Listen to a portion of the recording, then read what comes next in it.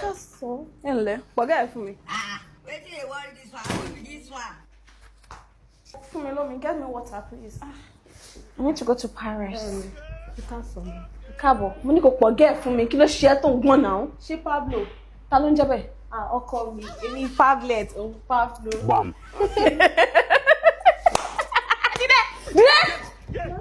Kí ló ṣe tó fẹ́ jókòó? Bó ló fẹ́ jókòó? O fẹ́ dọ̀tí chair fún mi. Ṣó yẹ pé ṣá?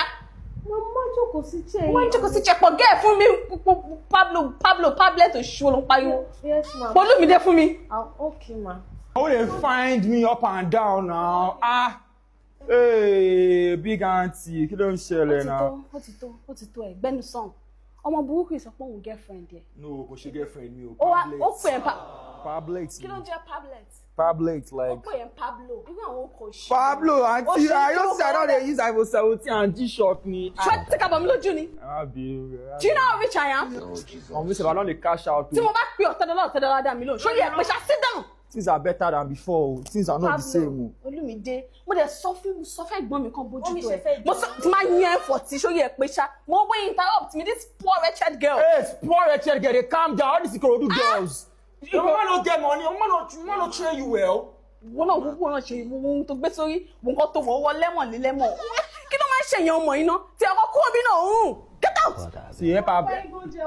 Yes, Kara won't tell Pepe. Ta ló fẹ́ tẹ̀lé pẹ̀pẹ̀ ta lè lè bí ṣóyè ẹ̀ pé ṣá èmi nìkan fún oúnjẹ. Hello, Alpha. Olúmídé. Say my cash app round the work abi. Olúmídé. Ilé Olúmídé ṣe dọ̀tí báyìí máa wẹ́ẹ̀rù ẹ̀ ṣe ń rùn. Kí ló ń kọ ọmọ ẹ̀yọ́ ọmọ burúkú yìí? Pablet! Wọ́n sọ wọn ló kọ gidi kó pe ẹ Pablet! Mama. Big mommy. Big mommy ẹ. Kí ló ṣe ẹ́? Ó ẹ̀ṣẹ̀ jí. You are still in your pajamas. Wọ́n tètè jí Island. Wọ́n tètè ń jí Island. Ìwọ ni kò pa Island fún mi. Ìwọ ni ìwọ tó ń múra láti Kòròdú. I own the whole of Island. I own the whole of Lekki. Ikoyi and Via is owned by me. How is everywhere dirty like this? Pablo stay and eat. Now why Pablo do stay everything? and listen to you can't even construct a good English. What you pay me for? Start washing and start cleaning. Yes. I said start washing. Yes, ma. Mama start washing. 6 láàárọ̀ ò tí jí. Gbogbo àwọn èèyàn ti wá níbi tó fi ṣe nǹkan gidi àtọ́lé olóòórùn. Onídọ̀tí ó ṣí mi wọ́n bí tó Olúmídé ti rí ẹ̀. Shame on you. Ìjẹ̀ka no go tea for Ìkẹjà no be Mecca. Exactly. Bẹ́ẹ̀ni. No go tea for Have you got someone? Òṣì tó ń fa yẹ̀ ṣe nìyẹn. You don't have job. You don't have anything you're doing with your life. You are just on jẹun so Olúmídé. Olúmídé. Ọmọ Kòròdú wá ṣọ́ọ̀ṣì nínú Lẹ́kì. Ìkòròdú ló pè wá ní. Má bínú big mommy. Tó máa ṣọlá Olúmídé ni mo máa lock ẹ up. But mo ti mọ̀ kó ti máa ṣe fún ẹ since you don't have a job. You go into my room. Yes, ma. You will mop my ceiling. Big mom. O máa mop ceiling mi.